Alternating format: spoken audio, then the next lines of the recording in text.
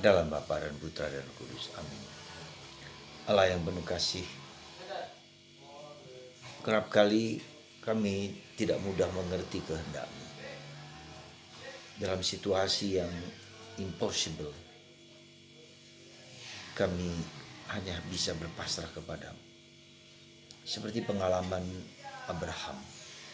Bantu kami ya Bapa, supaya kami berani mempersembahkan hidup kami kepadamu. Terpujilah namamu kini dan sepanjang segala masa. Amin. Para saudaraku terkasih dalam Kristus, saya mau mengulas sedikit tentang bacaan pertama tentang pengalaman Abraham. Kita kenal Abraham adalah bapa orang beriman. Itu mengandalkan bahwa dia mengalami kesulitan, mengalami perjumpaan, mengalami perjuangan tentang apa yang Tuhan janjikan kepadanya. Hari ini kita bisa mendengar bagaimana Abraham yang dipanggil Tuhan untuk pergi ke tanah terjanji, yang akan diberikan kelimpahan seperti pasir di laut, bintang di langit, keturunannya, dan kekayaan yang melimpah.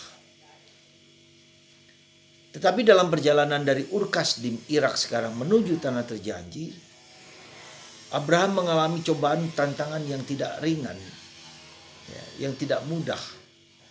Dia harus melepaskan comfort zone, zona nyamannya di masa lalu untuk di usia yang tua dipanggil, usia tua, 70 tahun lebih. Dan dalam perjalanan itu dia pun bertanya, bagaimana mungkin saya mendapatkan anak, keturunan sebanyak pasir di pantai, bintang di langit. Hampir tidak mungkin untuk mengerti dan memahaminya. Dan hari ini Abraham juga bertanya, kami usia tua dan tak mungkin impossible untuk melahirkan dan mempunyai anak. Di istrinya juga yang sudah tua.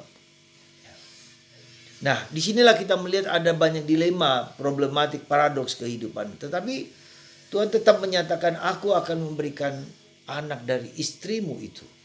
Bukan orang Damsyik itu. Bukan Hagar itu pembantunya. Ya.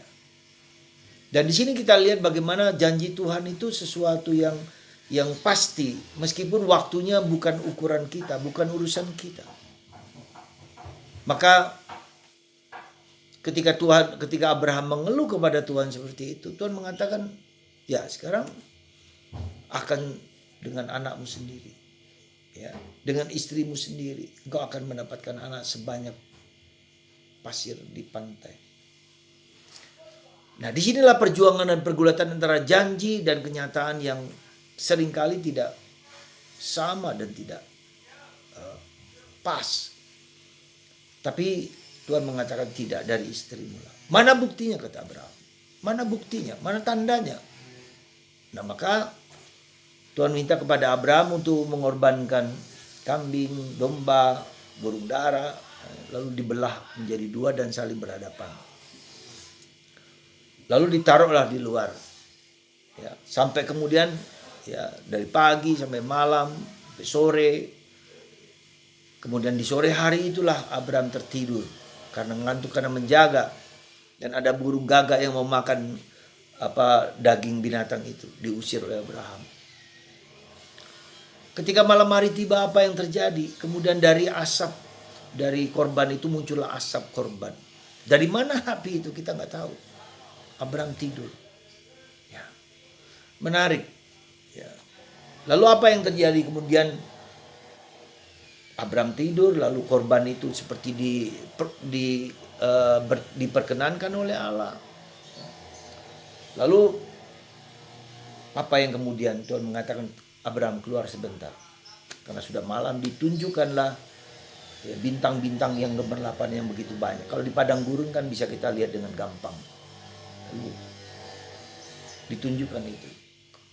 Lalu Abraham percaya. Apa maknanya ketika Tuhan menunjukkan kepada Abraham bintang-bintang di langit? Dan Abraham percaya bahwa janji itu akan terjadi. Saudara, di sini menarik sekali. Ya. Menarik sekali karena apa? Kalau Tuhan saja bisa menciptakan langit, bintang yang gemerlapan, yang begitu banyak, begitu luas, begitu hebat. Hanya soal anak, pastilah soal yang kecil. Ya. Jadi sesuatu Tuhan itu menciptakan atau melakukan sesuatu yang impossible. Yang possible itu kita bisa lakukan sendiri dengan kepala kita, dengan kemampuan kita. Tapi anak itu lahir dari seorang wanita tua, lelaki tua, yang kemudian muncul nanti Ishak.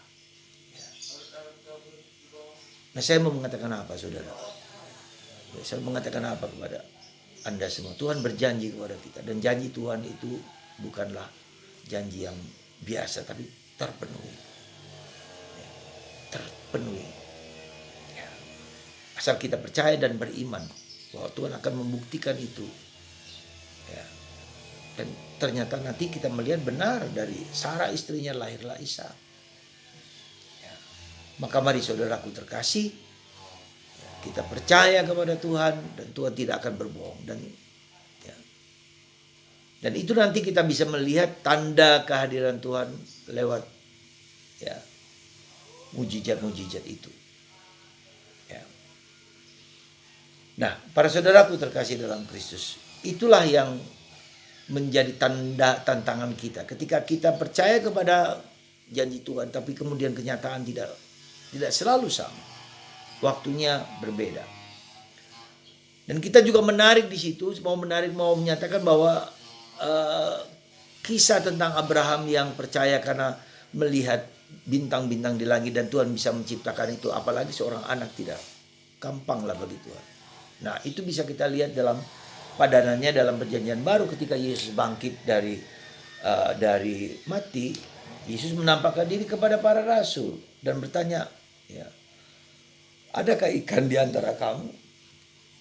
Lalu Petrus mengatakan tidak ada. Lalu Yesus mengatakan, tebarkan jalamu di tempat yang lebih dalam. Lalu Petrus mengatakan, kami sepanjang malam sudah mencari ikan dan tidak mendapatkan. Tetapi karena engkau menyuruh kami untuk menebarkan jala di sana, maka kami akan menebarkan jala di sana. Lalu mereka menebarkan jala yang lebih dalam dan begitu banyak ikan yang didapat. Tapi bukan itu yang mau saya katakan. Ketika mereka, para rasul dan Petrus itu kemudian melihat bahwa Yesus membakar ikan dan roti, mereka berteriak, Yesus membakar ikan dan roti, itu Tuhan. Jadi saudaraku terkasih, menarik di sini bahwa itulah Ekaristi. Ekaristi yang kita terima itu sebagian dari kita dan sebagian dari Tuhan. Tuhan melimpahkan sesuatu yang tidak mungkin. Yesus belum mendapat ikan dari para rasul. Maka ketika Yesus mengatakan, mari ambillah ikanmu, kita masak bersama. Nah, disitulah Ekaristi. Bagian dari manusia, bagian dari Tuhan. Ekaristi kita, saudara, makanan dari surga, dari Yesus sendiri, bukan dari siapa-siapa, Yesus. Maka kita percaya dan yakin sama seperti ya yang dialami oleh Yesus pada waktu kebangkitan yang mulia itu. Sekali lagi saudara, mari kita percaya dan yakin Ekaristi adalah makanan surgawi, makanan para malaikat yang diberikan Tuhan kepada kita supaya kita selamat dan bahagia. Semoga Tuhan memberkati Anda semua dan Anda semakin yakin percaya bahwa Tuhan melimpahkan rahmat kalau kita mempunyai iman sebesar biji sesawi sekalipun. Tuhan memberkati Anda, Bapa, Putra, dan Kudus. Amin.